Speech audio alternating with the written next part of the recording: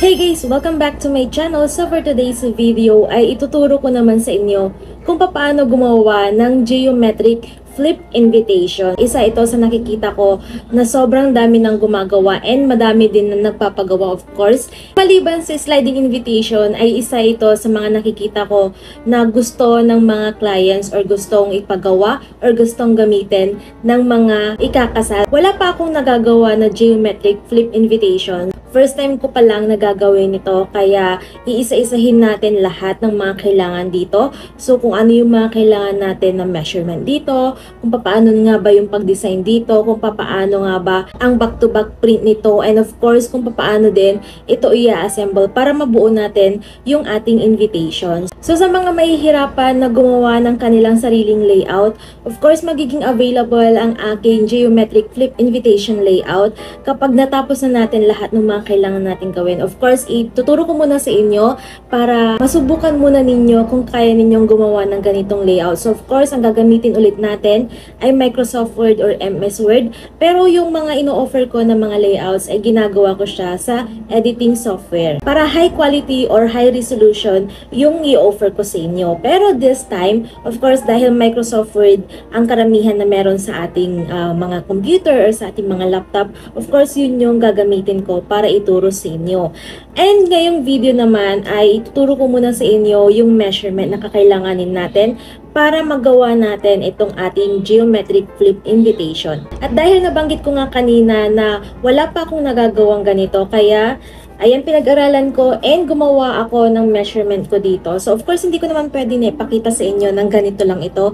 Kaya, ipapakita ko sa inyo yung aking screen and yung aking Microsoft Word para magawa natin yung measurement nitong ating invitation layout. So, i-prepare nyo na din yung inyong Microsoft Word and ayan, sundan nyo na kung ano yung mga kailangan kong ipakita sa inyo lalo na sa measurement. Ayan. So, measurement muna tayo ngayon doon sa pinaka-main which is yung may madaming design. So, yun muna ipapakita ko sa inyo na measurement for today's video para hindi kayo masyadong malula or hindi kayo masyadong ma-overwhelm kapag madami na akong mga pinapakita sa inyo. Kaya isa-isahin natin to. Bali siguro magkakaroon ito ng mga part 1, part 2, part 3 hanggang sa matapos natin, hanggang sa ma-assemble natin itong ating invitation para hindi kayo masyadong na-overwhelm or mahirapan kung ano nga ba yung next na gagawin dito sa ating invitation. So, ayan, i-prepare nyo na ang inyong Microsoft Word at punta na tayo dito sa aking screen. So, andito tayo ngayon sa aking screen and lagi ko nang sinasabi every time na nag-open ako ng Microsoft Word, yung nakikita ninyo na paper dyan ay yung default na paper na ino-open natin kapag nag-open tayo ng MS Word. So, of course, ang gagamitin natin dito or ang ginawa kong sample dito ay ang A4 size since kasya naman yung A4 size. And kung sakali man na photo paper yung gagamitin ninyo kapag magpiprint na kayo, of course, kasyang-kasya siya dahil A4 size yun. So, kung sakali man na long size or my size na 8.5 by 13, mas kakasya ito. Kaya, ang gagamitin ko ay A4 size dahil medyo mas maliit siya ng konti.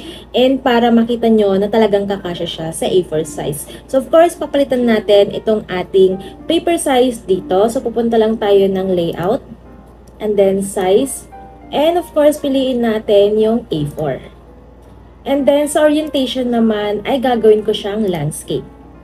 Ayan. So, naka-landscape na yung ating A4 size.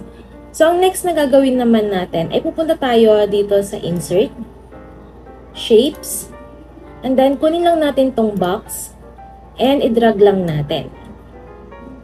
So, ang unang gagawin muna natin ay parang gagawa ako ng lining para malalaman natin kung hanggang saan yung margin para doon na din sa ating back-to-back print para hindi tayo mahirapan. And of course, para masigurado natin na papantay siya. So, gagawin ulit natin itong ganito ng margin or lining doon sa likod ng ating geometric flip invitation. So, eto muna tayo. So, dito sa height, ang ilagay natin ay 0.5.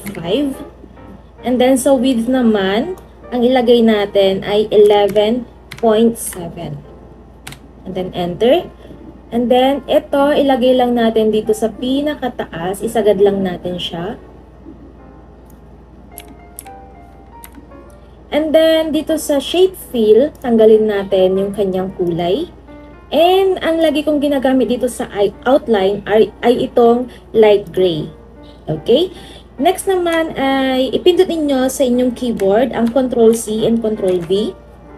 And then, i-drag lang natin ng konti dyan.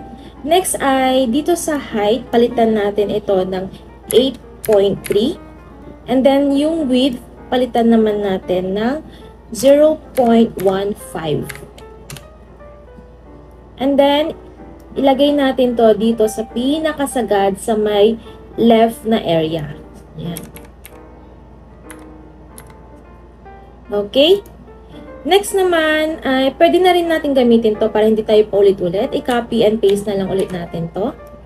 Next naman ay palitan natin yung kanyang height. So, palitan natin to ng 7. And then sa width naman ay palitan natin niya ng 11.4. Then enter. Pagkatapos ay isagad natin ngayon dito sa may, makikita ninyo may yung corner dyan, isagad nyo siya dyan. Ayan. Okay. Next naman ay yung malaking box na ginawa natin, i-Control C and Control V nyo ulit yan. Pagkatapos ay papalitan natin yung kanyang width ng 4.5. Then enter. Next ay isagad ulit natin yan dito. Okay, si-check lang natin kung tama yung pagkakalagay natin.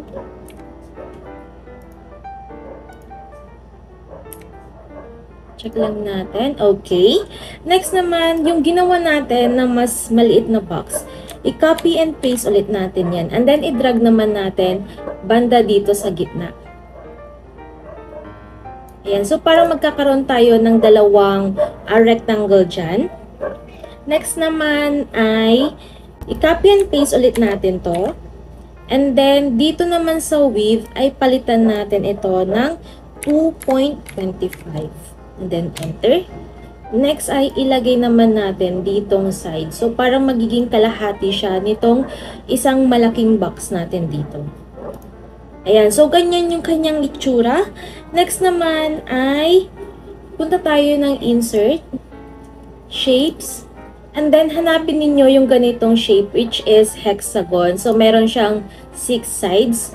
And then, i-drag natin dito. Next naman ay punta tayo ng height. So, yung height niya palitan natin ng 3. And then, top. Yung width naman niya is 3.5. And then, enter.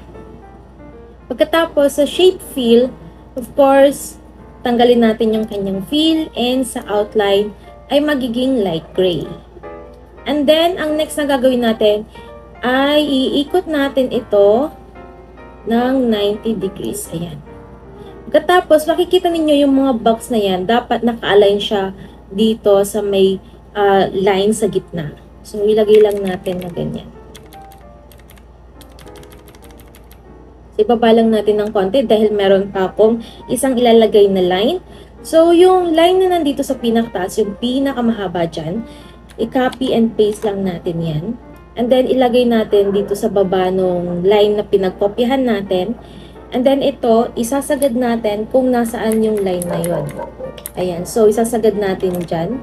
Pagkatapos, ito, yung kinopy and paste natin na mahabang line, ay i-delete natin yan. So, yun yung ginamit natin para malaman natin na yung distance dito sa taas and dito sa may hexagon ay 0.5. Ayan. So, malapit na tayong matapos dito sa first na measurement natin sa paggawa ng ating geometric flip invitation layout. So, ang next na gagawin natin ay ikakopy natin and paste itong ating hexagon and then i-drag naman natin ditong side. Next naman, of course, papalitan natin yung kanyang size. So, pupunta tayo dito sa height at papalitan natin ito ng 4.2 tab.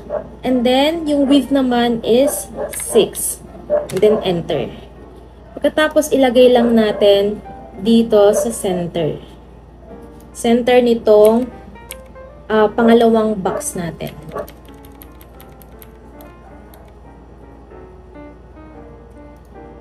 Ayan, so ito yung nagawa ko na measurement para dito sa ating geometric flip invitation. So, sana nasundan ninyo ito. And part 1 pa lang ito ng paggawa ng ating measurement dito sa ating layout. So, ayun, sana nasundan ninyo kung paano natin ginawa itong first na layout or measurement dito sa ating geometric flip invitation. So, ang pinakita ko pa lang sa inyo is yung measurement doon sa pinaka parang base pa lang ng ating layout. And of course, hindi pa natin nalalagyan ng design yan. And abangan ninyo sa mga susunod na video ay kung paano naman yung paglagay ng design. So, i-prepare nyo yung mga kakailanganin ninyong images. Of course, according yon or depende yon sa motif ninyo or sa color motif ng inyong event. Sana nasundan ninyo yung video natin ngayon, and sa susunod na video naman ay yung sa likod naman nitong ating layout, yung ituturo ko sa inyo. So, sana nagustuhan ninyo ang video na ito, and kung may mga request and suggestion pa kayo, mag-comment lang kayo dyan sa baba. Gagawin natin yan ng video. Again, thanks so much for watching, and see you sa akin next video. Don't forget to like and subscribe. Bye!